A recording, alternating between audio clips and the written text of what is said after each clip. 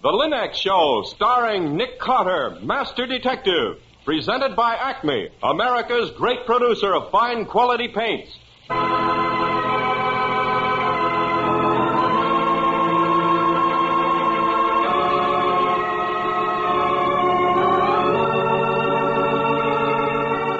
This is the story of a man known the world over as one of the most daring and resourceful characters in the history of detective fiction. A man whose name has become a symbol of the triumph of right and justice over the sinister forces of crime and lawlessness. A man recognized as one of the great masters of deduction. Nick Carter, Master Detective.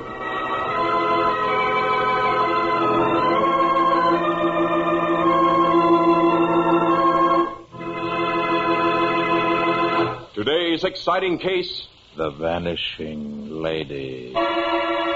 Another exciting chapter dramatized from the life story of Nick Carter.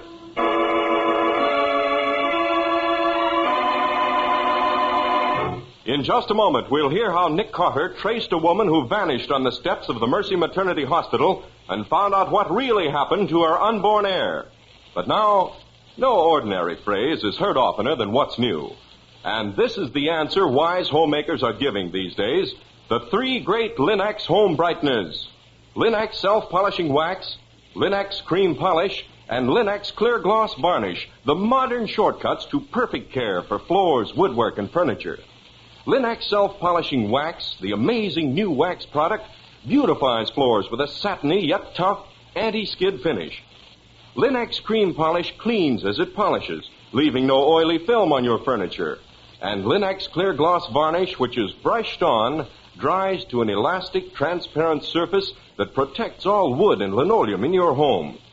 Do as thousands of modern homemakers do. Save hours of work each week.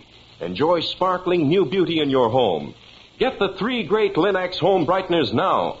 You will find them all at your hardware, paint, or department store. Your headquarters also for Chemtone, the miracle wall finish.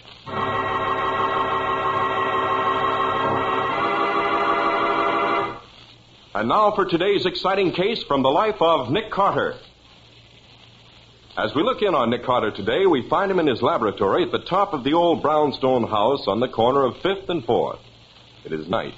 The laboratory is dark except for the strange, unearthly glow of a small mercury vapor lamp which casts an eerie light into the intent and watchful eyes of the great detective, Nick Carter. There is silence. Someone moves in the shadow. You're right, Patsy. The ultraviolet ray shows that two different inks were used in the writing of this will. Mm-hmm. And the whole job's a forgery. That's all. Turn on the lights. Oh, praise thee. Now I can go home and get a night's sleep for a change. Oh, no, not yet. Get the vaporizer ready. I want to test this sheet of paper for latent fingerprints. You want iodine or osmium tetroxide? Tetroxide. I want to take pictures. Okay. Iodine just isn't photogenic. Now, take it easy, Patsy. It's only the night bell. Somebody's at the front door, so... I guess I'll never get over having my stomach do nip-ups if a phone or a doorbell rings suddenly in the middle of the night. Here, you take this stuff. I'll go down and see who it is.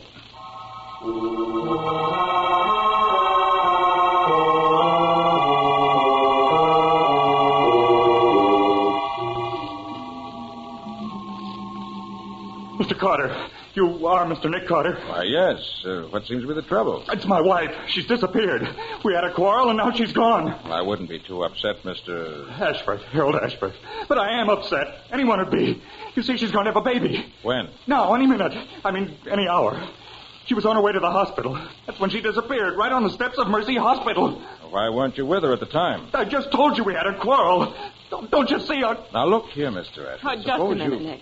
I think we'd get more information if we gave Mr. Ashworth a chance to collect himself. Here, sit down in this easy chair. Thanks. You're very kind, Mrs. Carter. I guess you've been through this yourself. Oh, no, my name's Bowen. Miss Patsy Bowen. Oh, I'm sorry. I apologize. That's perfectly all right, Mr. Ashworth. You see, I was one of a large family, so I do know a little about these things. Mr. Carter, on the other hand... Now, look here, Patsy. Mr. Ashworth didn't come here, did he? Quiet, Nick. You may be tops when it comes to scientific detection, but how you ever passed in applied psychology? Now, Mr. Ashworth, suppose you tell us all about it from the beginning. Yes. Yes, of course. Patsy, sometimes I have to hand it to you. Thanks. All right, Mr. Ashford. You and your wife are expecting a baby. What's her name, by the way? Nora. She was Nora Brent. Mm-hmm. Her two uncles own the Brent Tubing and Appliances Company. Then she has money. Oh, no. Her father was a minister. He died before we met. Her uncles never approved of me. You see, I'd been married before. Widowed or divorced? Divorced. That's what her uncles didn't approve of. And besides, Nora's a good 10 years younger than I am. They say I married her on the rebound. You see, she had a childhood sweetheart, Jim Stanley, a boy she'd known all her life. He was reported missing with a carrier that went down in the Pacific. That was 2 years ago. Nora was pretty cut up about it. My first wife had just run away with another man. So you consoled each other? Well, maybe just at first, but it didn't take long for us to realize that we were made for each other. You've got to believe me, Mr. Carter. We loved each other. We were ideally happy. No arguments? No differences of opinion? No, never. That is, not until today. And what happened today? This morning, a letter came for Nora. It was addressed to Nora Brent, not Mrs. Ashford, mind you. And up in the corner of the envelope, the sender's name and address read, Chief Petty Officer Jim Stanley, Tappan Eben Hospital. Well, that's the man she was in love with. The man who was supposed to be dead. Now he's in a hospital only 5 miles down the bay. I take it she got excited when she saw the letter. I knew she would, Mr. Carter, and, well, maybe it was jealousy. Maybe I was afraid of what might happen. You see, we were expecting the baby almost any time, so... So, what? So I destroyed the letter. Very short-sighted. I realize that now, but I couldn't bear to think of losing her. I'd have done anything to prevent it. It would have been much better to have brought the whole thing out into the open. It's too late now. It's happened. Just what I was afraid of. We were sitting in my den after dinner tonight. I was so worried I just couldn't seem to take my eyes off her. Pretty soon I realized I was making her nervous, so I said I thought I'd go to bed and read. I'd just got into my pajamas when the phone rang. I let Nora answer it because her uncle, Timothy Brent, generally called about that time to find out how Nora was feeling. Oh, so the uncles had forgiven her for marrying you. Oh, yes. Tim Brent's a swell guy. He came right around to see us as soon as Paul, the other uncle, died 5 months ago. But Paul never forgave us. Even cut Nora out of his will. Stubborn old customer, huh? And was it Uncle Tim on the telephone? No. I could hear Nora's voice, but not what she was saying. She was talking on the extension in the dining room. Well, pretty soon she opened the bedroom door. She was sort of quiet and white. Harold, what did you do with that letter? What letter, Nora? The one from Jim Stanley. I just talked to him. But, Nora, there wasn't any letter. You mean Jim's alive? Harold, you've never lied to me before. How could you? How could you? Nora, please, I can explain. I don't want any explanations. I don't want... Nora, darling, what's wrong? What's the matter? Baby, I've got to get to the hospital. I've got... Nora, please, darling, don't be frightened. Just as soon as I get dressed again, I'll take it. It's probably Uncle Tim. Hello? Oh, yes, Uncle Tim. No, something's happened. It's the baby. I'm going to the hospital right away. Please call Dr. Jenkins and tell him that I need him. Tell him to come right away. Nora, for heaven's sakes, wait just a minute until I get... No, Harold, I'm going for good. I don't ever want to see you again.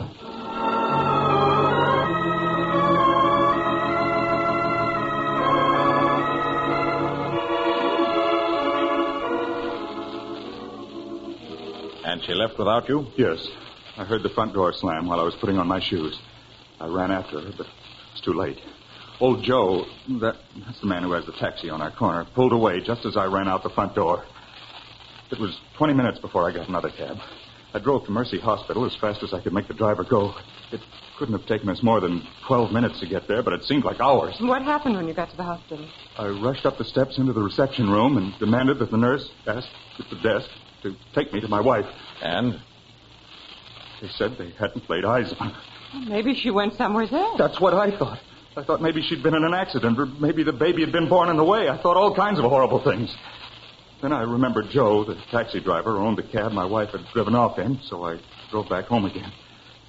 Joe swears he drove her straight to Mercy Hospital. He even watched her go up the steps and open the big front door. Very interesting. Patsy, I think we shall have to interview both Joe and the nurse at the desk. Well, I was hoping you'd say that, Mr. Carter. I brought Joe along. His cab's waiting outside. He can drive us to the hospital.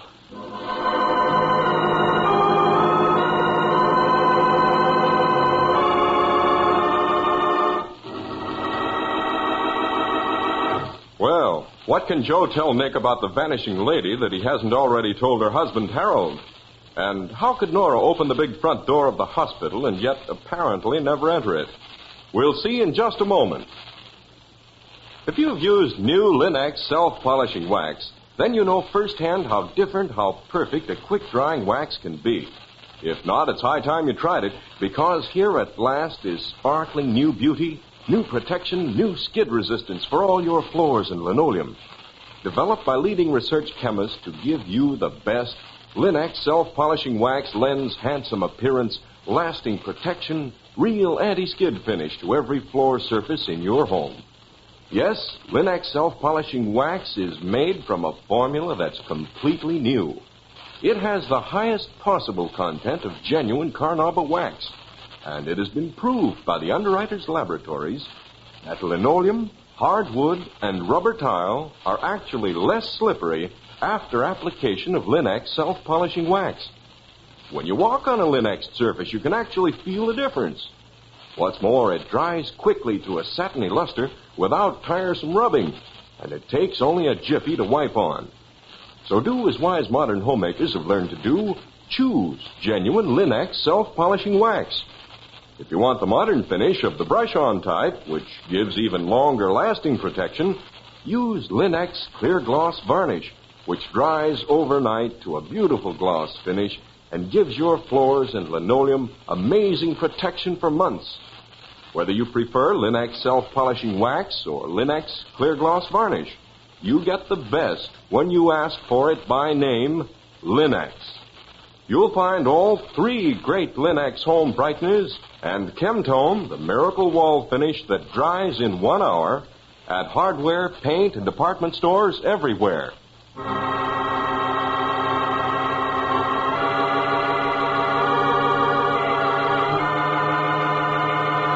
And now back to our story. As we see Nick Carter again, he and Patsy and Harold Ashforth are in old Joe's cab, which is whirling them off to Mercy Hospital, on whose steps Mrs. Ashforth disappeared less than an hour previously as she was on her way there to have a baby. Nick is questioning the driver. Look here, Joe. Yeah? You're sure it was Mrs. Ashforth you drove to Mercy Hospital tonight? Sure, I'm sure. I'd know her anyways. When you got to the hospital, did you help her up the steps? No, I helped her out of the cab, and just as she opens the door, a man comes out from under the portico, and she runs to him. He puts his arms around her. So I guessed it was somebody she knowed, and I drove off. Who was this man? What did he look like? Well, I couldn't rightly say. It was too dark. I see. Well, here you are. Here's the hospital. So wait here, Joe. We may need you again. Yeah, sure.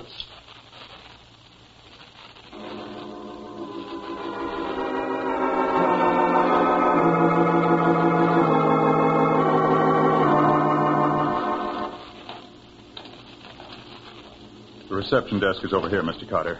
That's the nurse that told me my wife was... Well, look who's there talking, George. It's Uncle Tim. What's been going on here, I'd like to know? What if the baby did decide to arrive ahead of time? Plenty of hospitalists can't take care of cases like that. But I tell you, Mr. Brent, we didn't turn your niece away. Mrs. Ashford never came here. I swear to you, she never walked in that door. Then why did I just get this wire saying you were full up? Mind if I have a look at that telegram, Mr. Brent? And who in blazes are you? This is Nick Carter, Uncle Tim. He's trying to find out what's happened to Nora. Why in thunder didn't you stick with Nora? You'd done your duty as a father. We'd know where she was. Suppose you let me look at that telegram, see what I can make of it. Oh, yes. Yes, of course. Mercy Hospital full. Mrs. Ashforth taken elsewhere. Everything under control. No cause for anxiety. Signed, Mrs. Mary Brown. Who's Mrs. Brown? Never heard of her. You, Harold? The name means absolutely nothing to me. Mary Brown. Nice indefinite sort of name. Let's see.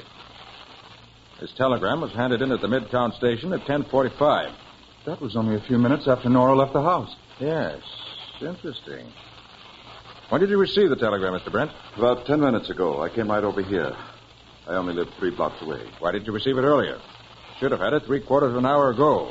I suppose I would have if I'd been home, but I went to a late movie. Patsy, Yes, Nick. suppose you go to the telegraph office this wire was sent from. See if you can get a line on who handed it in. Then get hold of a nurse's registry. It's just possible there may be a nurse by the name of Mary Brown. Okay. If there is, find out what hospital or sanatorium she works out of. Report back to Mr. Ashforth's apartment. Right, Nick. I'm on my way. And you, Mr. Ashforth, I suggest you go home. I have a hunch you'll get a telegram yourself in the not-too-distant future. You think so? Maybe there's one there already. I'll see you later.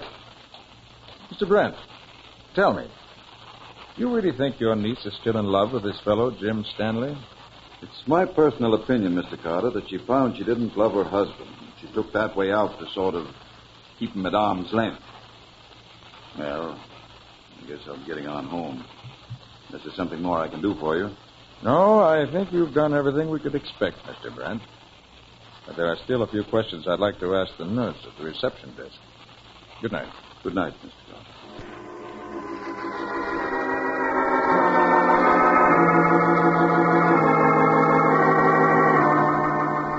Now then, sister. Honest, Mr. Carter, Mrs. Ashford didn't come here tonight. We don't turn away cases like hers ever.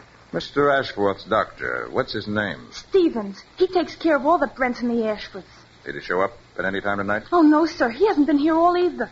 And yet Nora told her uncle to get hold of him. I wonder. Oh, I see there's a telephone down the hall. Suppose you ask the operator to connect me with the ambulatory ward at Tappan Base Hospital. And while I'm getting that call, you might phone Dr. Stevens' house and find out for me why he didn't get round to deliver the Ashworth baby. Oh, let him think it's a routine inquiry from the hospital. Will you do that for me? Oh, anything I can do for you is a pleasure, Mr. Carter, I'm sure. Thanks, sister. I'll take the call down here.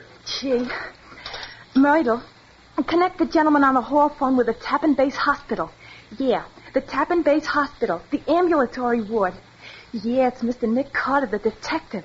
Hurry up, will you, Myrtle?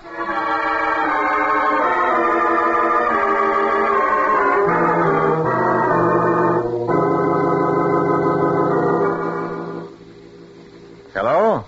Is this the doctor in charge of the ambulatory ward? That's right. Nick Carter speaking. I want to find out about a patient named Jim or James Stanley. Oh, yes, of course, Mr. Carter. What would you like to know? Where is he now? Well, I don't know. He made a telephone call earlier in the evening, and apparently it upset him very much. He said he had to get into town at once, so, well, we let him go. He didn't say where he was going? No, but I gather it was somewhere in town. If you think there's anything that I can do... No, that's quite all right. Thanks. Oh, Mr. Carter, I got Dr. Stevens' house. He's out on an emergency. He never got the call about Mrs. Ashford. Gee, it must have been a big emergency. Hey, where you going, Mr. Carter? Prevent another emergency, I hope.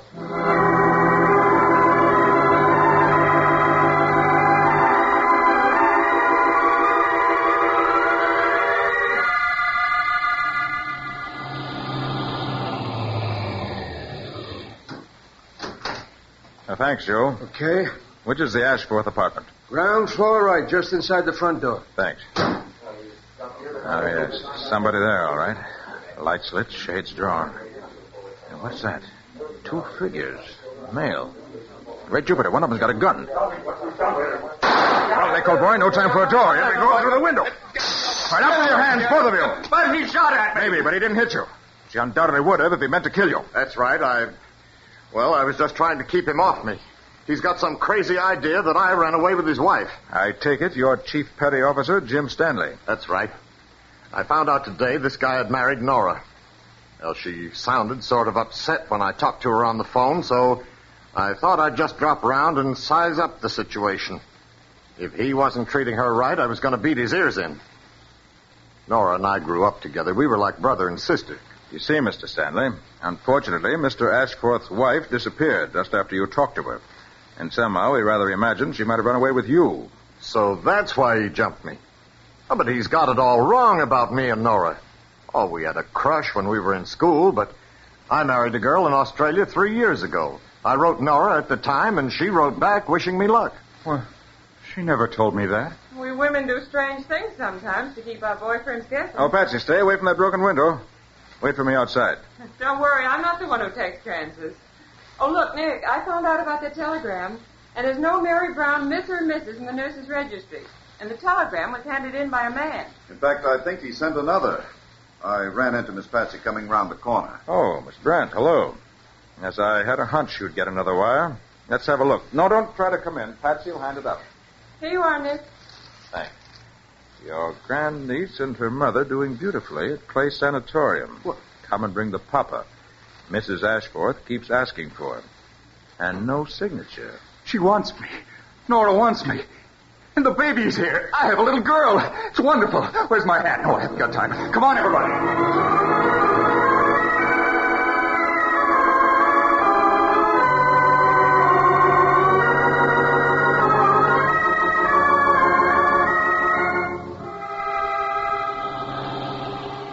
Well, Joe, we seem to have kept you rather busy tonight. Yeah, that's all right by me. It just shows me meter keeps ticking. I'm a father.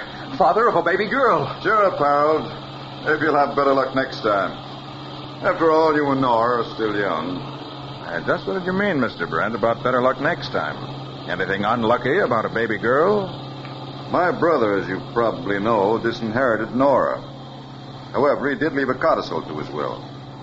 He couldn't bear to think of the Brent factory going out of the family. So he said that if Nora ever had a son, he would inherit my brother's share of the business. You see, my brother was a woman-hater at heart. So having a girl baby cost Harold $500,000. I see. Well, here you are, the Clay Sanitarium. Fancy-looking place, ain't it? Fancy and expensive. Well, some of the very best babies get themselves born here. Old Dr. Jeremiah Clay is famous for that. He's brought more millionaires into the world than you can shake a stick at. Too bad Mr. Ashford's daughter isn't a millionaire, too. Oh, money doesn't matter. It's my wife and daughter who really count now.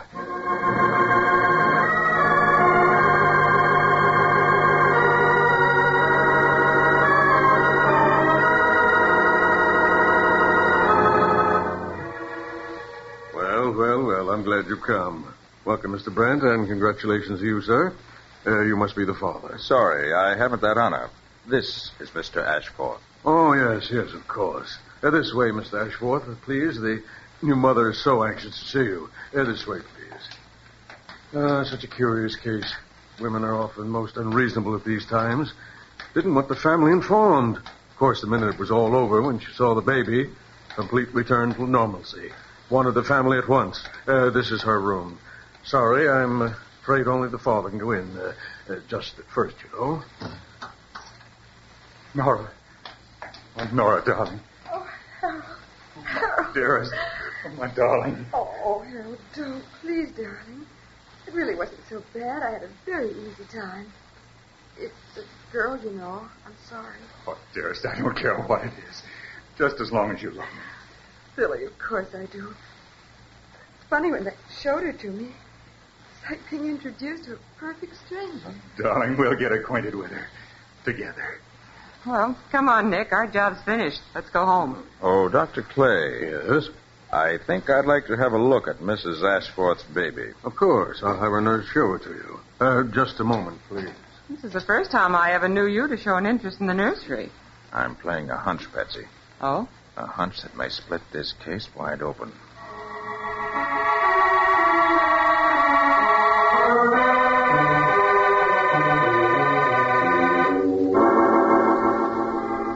Mr. Carter, this is where we keep the babies. I'm sorry you can't go in, but I've asked the other nurse to bring the baby to the window. I'll motion to her. You haven't many babies here, have you? No, this is a small private hospital, you see. Oh, there she is. It's a fine, healthy-looking little girl, isn't she? So that's supposed to be the Ashforth baby. What do you mean, supposed? There's her name on her tag. I put it there myself. That baby's at least 3 days old. Moreover, forceps were used at her delivery. Patsy, you heard Mrs. Ashforth say she had a very easy time. Nick, you mean it's been a mistake? Mistake nothing. It's been a criminal substitution. Nurse, how much did Mr. Timothy Brent pay you to substitute a girl for a boy baby? How dare you? I'll call Dr. Clay and have you arrested for slander. No, you won't. Because if you do, I'll insist that the police take a blood test of that baby. And if that test proves the baby's blood does not belong to Mr. and Mrs. Ashforth's blood group, you'll end up behind bars for a long, long stretch. Oh, no. No, don't. I'll tell you everything. I did it for Timothy Brent. He said his niece would lose her mind if she had a boy baby. He said that... You lie. I had nothing to do with it. You did, Mr. Brent. You brought her here. You arranged for the whole thing. Are you double-crossing little... Easy. You'll wake the patients. Now then, nurse. Where's the real Ashworth baby? The boy? In the first crib by the door, Mr. Carter. You're sure there's no mistake this time? Yes. That's the Ashworth baby. Very well. Patsy, I think we'll introduce him to his mother. We'll talk to you later, nurse. And to you, Mr. Brent. I wouldn't have done it, but Mr. Brent said... I have nothing to do with this, Mr. Later, Brent, later. All right, Patsy.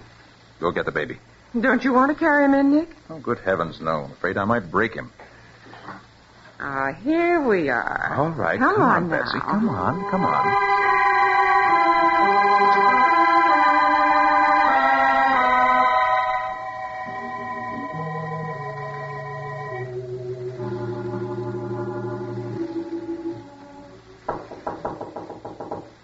in. Well, Mrs. Ashworth, it seems there's been a slight mix-up. The baby they brought you before belonged to someone else. So we thought you might like to see yours. It's a boy. A boy? Bring him in, Patsy. Okay. Young man, this is your mother. Oh, give him to me, please. Here you are. Oh, Harold. Oh, Harold, look at him screw his face up. Oh, he's so homely and so darling. I'd know he belonged to us anywhere.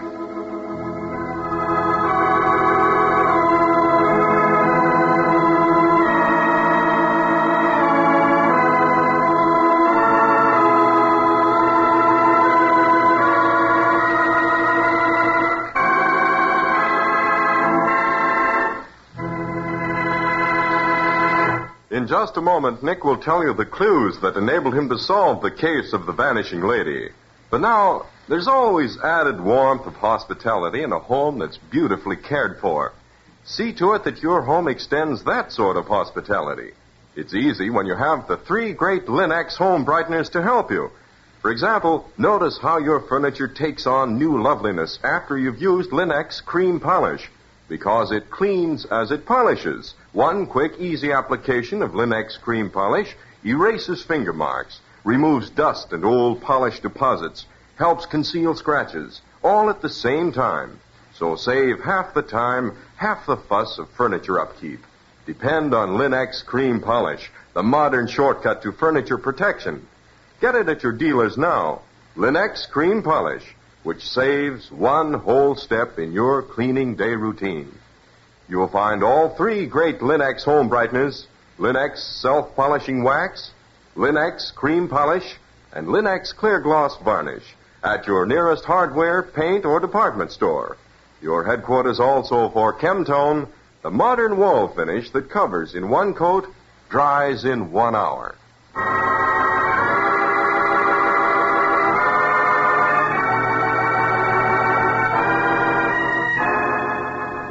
Now let's hear from Nick Carter himself. Nick, why didn't you have that old reprobate Uncle Tim Brent arrested? Yes, Nick. How come you let him go free? Well, when the DA's office goes over his books in order to straighten out the kid's inheritance, they'll do plenty to him without my help. Oh, of course. So that's why he had to change the boy for a girl. He's been up to some shenanigans with his brother's fortune. Obviously. Well, Nick, when did you first suspect the uncle? Right away. Oh, just like that, eh? Well, it couldn't have been anybody else. The man who met Nora on the hospital steps had to be responsible for her disappearance. Only 2 men knew she was on her way to the hospital. Her husband and her uncle. That's right. Her husband was left at the post, never caught up with her. Therefore, it had to be the uncle. Well, Nick, that was quite a story. Now, what can you tell us about next week's case? Well, let's see. Next week, I think I'll tell you about the pompous chemical magnate who rang our doorbell one evening, clad in pajamas, overcoat, and bare feet. And the pajama legs were partly burned off. In fact, that was the 3rd night in a row that the old boy had been thrown out of a hotel because he... Hold it, Patsy, hold it. Let's not give the whole plot away. That comes next week. Well, what do you call that story, Nick? I call it The Strange Case of the Involuntary Firebug.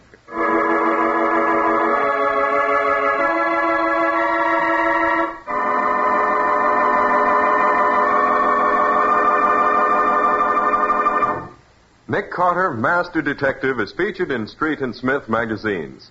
Lon Clark is starred as Nick with Helen Choate as Patsy. Original music is played by Lou White. The programs are written by Edith Miser, and any resemblance therein to actual persons, living or dead, is purely coincidental. The entire production is under the direction of Jock McGregor.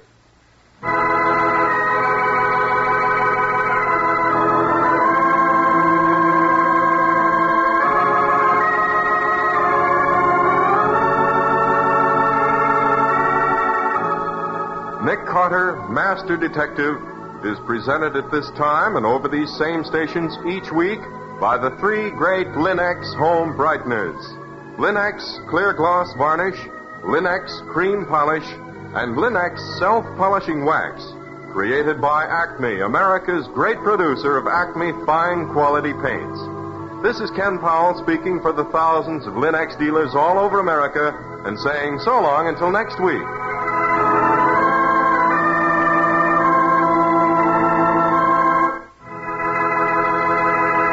This is the Mutual Broadcasting System.